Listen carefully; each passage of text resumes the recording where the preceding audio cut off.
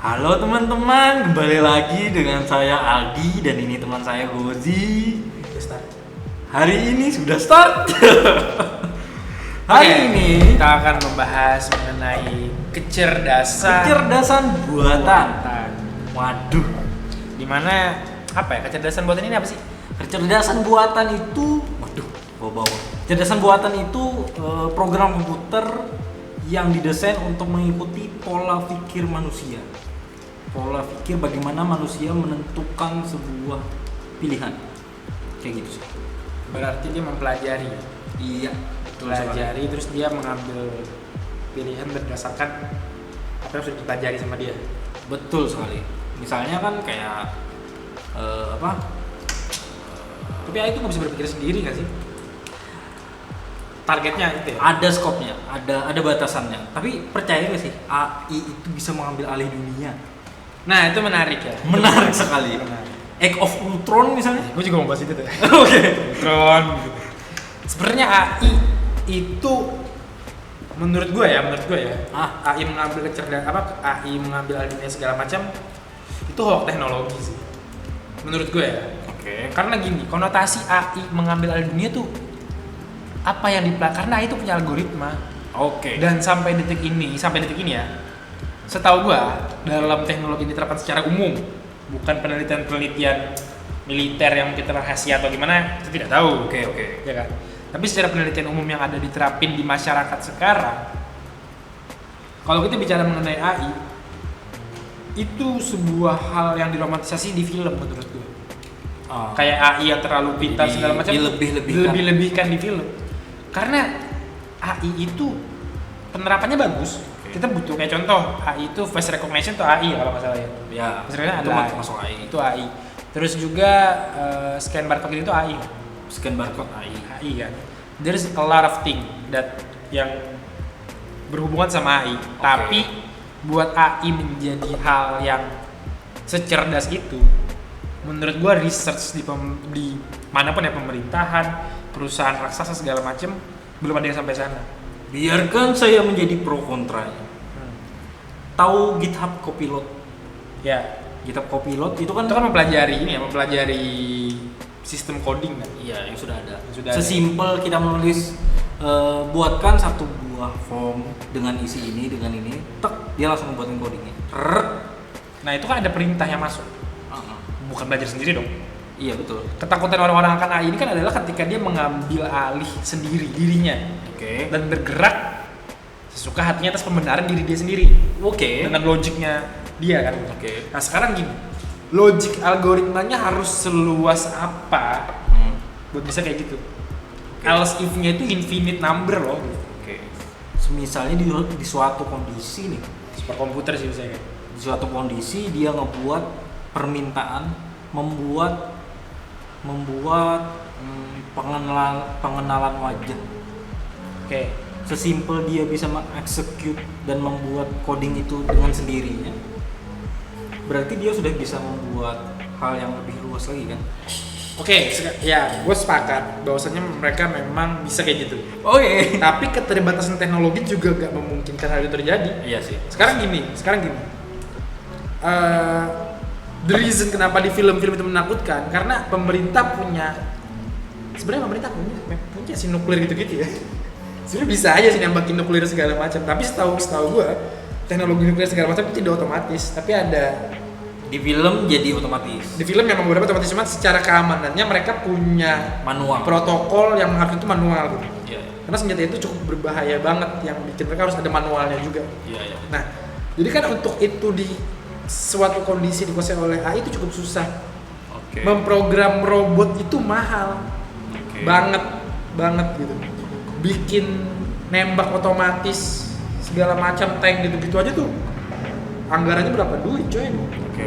Buat pemerintah menyatakan buat sebuah institusi pemerintah Amerika segala macam pakai AI gitu buat menyerang ke manusia, umat manusia segala macam. Itu logiknya terlalu jauh menurut gue. Iya nggak sih? Tapi misalnya kalau kayak misalnya ada teknologi lebih tinggi daripada GitHub Copilot tuh, terus dia si programmernya nih menulis buatkan sebuah teknologi untuk melindungi saya.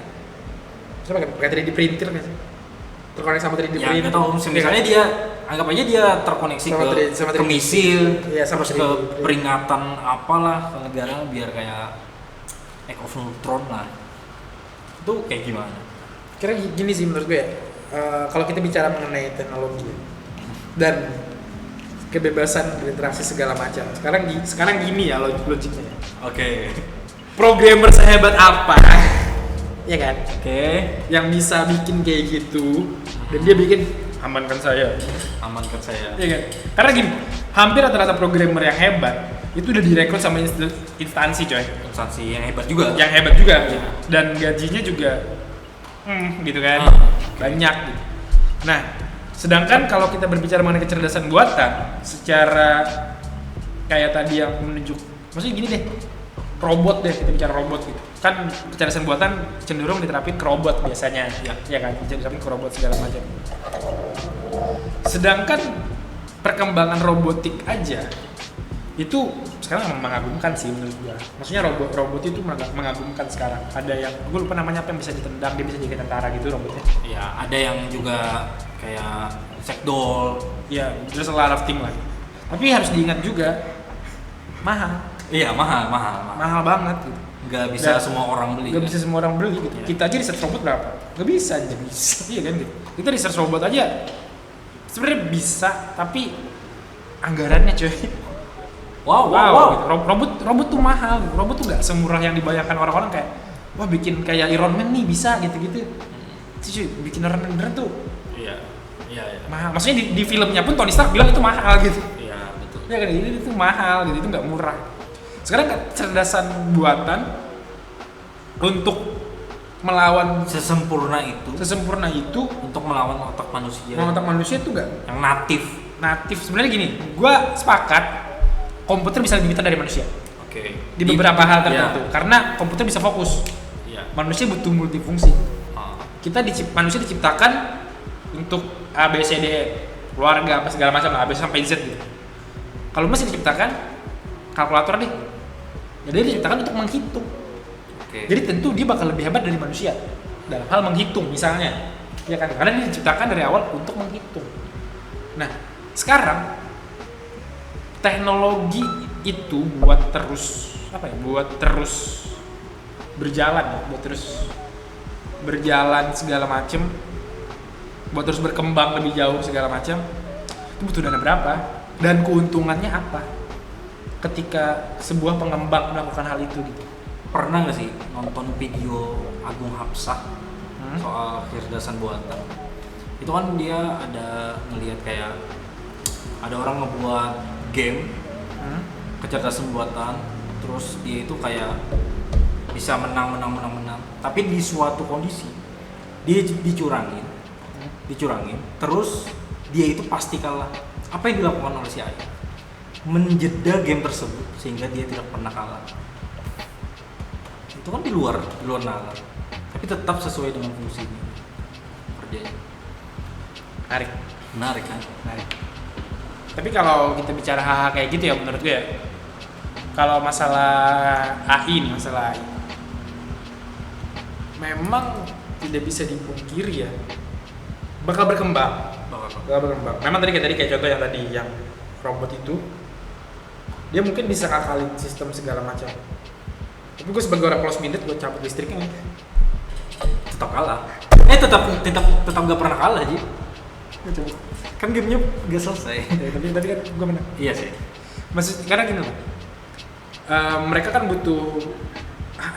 Kenapa gue berpikir ya AI nggak akan pernah bisa menguasai dunia ya, menurut pandangan gue. Teknologi itu butuh saling terhubung. Iya. Ya kan, teknologi butuh saling terhubung. Dengan dunia yang sekarang, Oke. even sampai 10-20 tahun ke depan, gak tau kalau 30 tahun ke depan ya, 10-20 tahun ke depan dong, belum bisa dunia atau satu negara tertentu memiliki smart city yang sebegitu hebatnya yang membuat semuanya terhubung. Oke, smart city ini maksudnya kayak gimana? Maksudnya smart city secara AI ya. Oke, Secara AI bahwasanya dia bisa bergerak secara otomatis apapun. Otomatisnya kayak contoh dia bisa mempelajari traffic, terus bikin traffic ulang segala macam, bikin perencanaan traffic lagi yang baru, terhubung ke lampu lalu lintas, terhubung ke sini, terhubung situ. Algoritma terlalu besar. Mungkin bisa tapi rada lama kali. Lama banget pengembangannya, dan secara Perlu riset kan? ya, secara pemerintah politik ya, seluruh dunia tuh nggak ada yang mau ngabisin uang sana karena politikus itu tidak bergerak berdasarkan IT. Tapi menurut gue robot atau bot yang paling kayaknya belum pernah gagal itu ada bot keamanan di server New Medira aja. Server kita memang buat keamanan itu menjaga server terus berjalan tanpa pernah ada gangguan. Full 24 jam. Iya. Di notif kalau ada server gangguan, server down, di notif. pelayanan 24 jam. Nomor uno. New Medira, newmedira.com. Oke. Lanjut Kak. Gue kayak gini tadi. Karena gini, menurut gue kenapa sistem kayak gitu nggak akan pernah ngambil alih. Oke. Pertama, pemerintah itu pelit dalam tanda kutip sama yang namanya teknologi. Oke. Kecuali untuk perang. Terpaksa. Ya, karena negara kuat ya gitu. Iya. Negara kuat adalah negara yang militernya besar gitu kan Iya. bahasa-bahasa. Kalau perusahaan itu mungkin, karena perusahaan mengembangkan untuk internal perusahaannya, saling terhubung, listrik apa itu masih mungkin. Kalau negara itu nggak mungkin. Kenapa? Karena politikus tidak dirancang untuk berpikir menyelesaikan masalah dengan teknologi, teknis. Politikus itu ya punya cara yang tersendiri gitu. Di seluruh dunia. Ini nggak menjudge negara manapun. Di seluruh dunia, politisi itu memang tidak bergerak di bidang IT. Dan nggak bisa disalahkan juga. Karena memang dari awal mereka bukan orang IT dan mereka lebih ke arah orang sosial. Ya kan? Politikus itu sosial gitu. Jadi mereka menyelesaikan masalahnya dengan cara sosial, bukan dengan pengembangan teknologi. Iya, betul. Makanya kita cuma melihat perkembangan dobrakan teknologi itu nggak pernah dari pemerintahan, pasti udah dari perusahaan-perusahaan gitu. Contoh kayak mungkin Apple, Tesla, Samsung, Microsoft, Samsung, segala macam. Karena memang mereka menyelesaikan masalah hidup manusia dengan teknologi. Sedangkan pemerintah menyelesaikan masalah hidup manusia dengan tindakan-tindakan sosial. Iya kan gitu. Makanya menurut gua secara teknis AI nggak akan melangkah terlalu jauh kemanapun. Orang mobil Tesla aja bisa nabrak kok, banyak. Iya, mobil Tesla juga banyak nabrak kan. Karena masih pengembangan. Iya. Nah, maksudnya gini, kecerdasan buatan itu cuma ketakutan yang dibikin-bikin sama film. Karena memang pemerintah sangat kecil kemungkinan untuk menerapkan full AI. Di Indonesia penerapan teknologi secara umum ya itu masuk cepat loh di negara Asia ya, dalam hybrid antara teknologi dan sistem pemerintah. Itu cukup cepat dan semua orang masih bilang Indonesia terlambat loh. Padahal secara data Indonesia cepat. Secara data Indonesia cepat. Pemerintah cukup tanggap dan sigap dalam menyelesaikan berbagai macam masalah dengan IT. Maksudnya pemerintah itu sudah mulai mengarah ke arah sana. Tapi masyarakat umum yang melihat membandingkan dengan perusahaan selalu bakal beranggapan kalau pemerintah itu lambat masalah itu. Padahal mereka nggak tahu kalau pemerintah itu fokusnya bukan dia, mereka orang sosial. Iya kan gitu. Politikus itu sosial bukan IT. Nah, balik lagi ke kecerdasan buatan. Ya perkembangannya di pihak pemerintah yang mengambil alih segala macam itu kecil banget. Anggarannya nggak kebayang. Ya nggak sih? Dan yang ngerjainnya juga. Yang ngerjain juga nggak kebayang. Karena sistem pemerintah itu gede. Negara coy.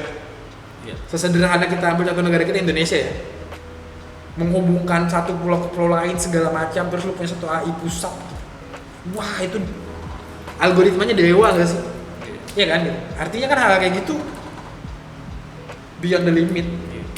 Menghubungkan pakai jalur kereta aja susah. Iya kan gitu. Maksudnya contoh ambil daerah kita Kalimantan Selatan, Banjarmasin. Keretanya belum ada di sini coy gitu. Ya. Kayak kalau ngeliat kereta di luar itu kayak bangga. Wah gitu. Kayak wah keren kereta.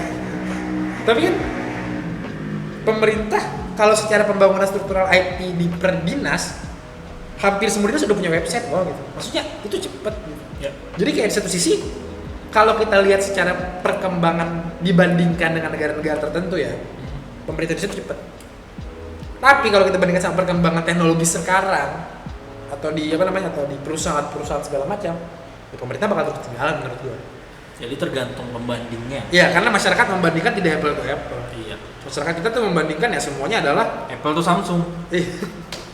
mereka kan melihat kayak, wah ini pemerintah harusnya kayak gini nih, harusnya kayak gini. Padahal secara lajur jalannya, ya pemerintah tuh udah benar sih menurut gua ya, udah benar mengarah ke kecerdasan segala macam.